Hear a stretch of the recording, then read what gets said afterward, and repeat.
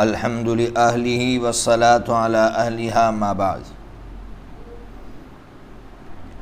یوم العاشوراء یعنی 10 محرم الحرام کا جو دن ہے اس کو کس طرح سے ہم منائیں، یہ سوال ہے اس وقت بہت سے لوگوں کا۔ دیکھیے کہ یوم العاشوراء کیا ہے۔ 10 محرم الحرام کا یہ جو دن ہے بڑا انقلابی دن ہے۔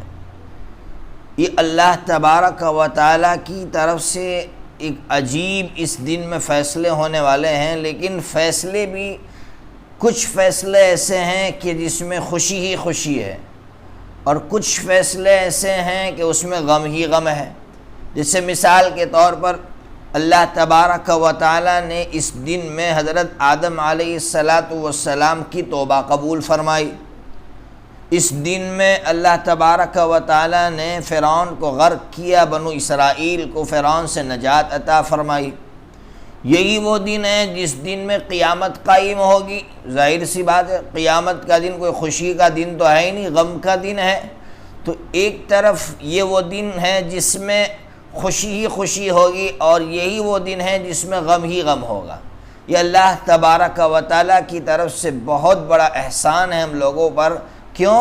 اس لیے کہ اللہ تعالیٰ ہم سے یہ کہنا چاہ رہے ہیں کہ اگر اس دن میں صرف خوشی خوشی ہوتی تو ہم جشن منا لیتے، اور غم ہی غم ہوتا تو لوگ ماتم کرتے۔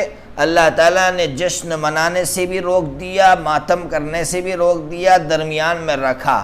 کیا مطلب درمیان میں رکھا؟ اللہ کے نبی پاک صلی اللہ تعالیٰ علیہ وسلم نے امت کی رہبری فرمائی اور یہ کہا کہ اس دن کو اس طرح اس میں جشن نہ مناؤ کہ سب مل کر کھانے پکاؤ، دیگے چڑھاؤ اور ایک دوسرے کو کھانا کھلاؤ، اور جیسے شادیوں کی مجلس ہوتی ہے اس لیے اس طرح مجلسیں منعقد ہو، اس طرح محفل لگے۔ نہ نہ نہ، اس طرح اس میں جشن نہیں منایا جائے گا، اور نہ اس دن میں ماتم کیا جائے گا کہ سب مل کر ماتم کرے، سینے پیٹے، پیٹھ پر جو ہے تلوار مارے، پھولا پھولا۔ نہ نہ نہ، تو پھر کیا کرے؟ تو اس دن کے اندر روزہ رکھے، اور روزہ رکھ کر اللہ رب العزت سے یہ دعا مانگے کہ اللہ یہ انقلابی دن ہے، اے میرے پیارے اللہ جی، ہم اس دن میں روزہ رکھ رہے ہیں، اے اللہ ہماری زندگی کو بھی ایک انقلابی زندگی بنا، ہماری زندگیوں سے بھی انقلاب آئے۔ یہ دن اس لیے آیا تھا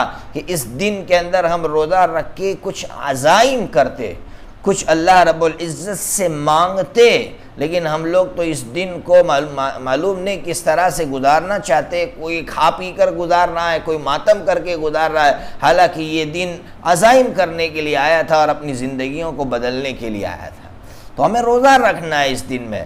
اب روزہ 2 دن رکھنا ہے یا 1 دن رکھنا ہے؟ دیکھیے، روزہ 2 دن رکھنا بہتر ہے۔ اصل تو 10 محرم الحرام کو رکھنا مسنون ہے، اس سے 1 دن پہلے یا اس سے 1 دن بعد رکھنا مستحب ہے۔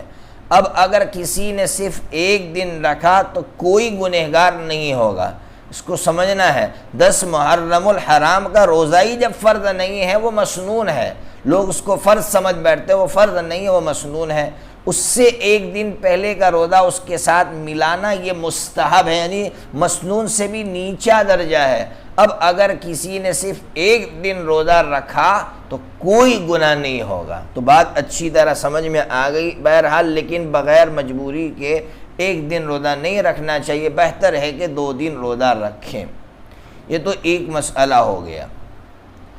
بہت سے لوگ یہ سوال کرتے ہیں کہ ہم نے سنا ہے کہ اس دن میں اولاد پر وسعت کرنی چاہیے، کیا مسئلہ ہے؟ یاد رکھیے، یہ جو حدیث ہے من وسع علی عیالہ والی جو مشہور حدیث ہے، ابو ہریرہ رضی اللہ تعالیٰ عنہ سے بھی ہے، حضرت عبداللہ ابن مسعود رضی اللہ تعالیٰ عنہ سے بھی ہے، اور ایک صحابی سے ہے، کل 3 صحابہ سے یہ روایت مروی ہے۔ دیکھیے، اس سلسلے میں علماء کی 2 جماعتیں، بہت کھل کر سمجھاتا ہوں چونکہ ہمارے دماغ میں یہ بات نہیں ہے اس لیے کھل کر سمجھاتا ہوں۔ 2 جماعتیں ہیں۔ ایک جماعت یہ کہہ رہی ہے کہ یہ حدیث بالکل ضعیف، بلکہ بعضوں نے تو بہت زیادہ کمزور کہا ہے، علامہ ابن تیمیہ وغیرہ نے تو۔ اور ایک دوسری جماعت ہے جو یہ کہہ رہی ہے کہ نہیں، یہ روایت اتنی زیادہ کمزور تو نہیں ہے، اس پر عمل کیا جا سکتا ہے۔ اب جب دو جماعتیں ہیں اور دونوں کی باتیں الگ الگ ہیں تو ہم کمزوروں کو یہ عادت بنا لینی چاہیے کہ ہم کسی بڑے محدث سے رجوع کریں. یہی تو اصل موقع ہوتا ہے نا کہ کسی ماہر سے رجوع کرنا چاہیے، تو ماہر سے ہم رجوع کریں گے.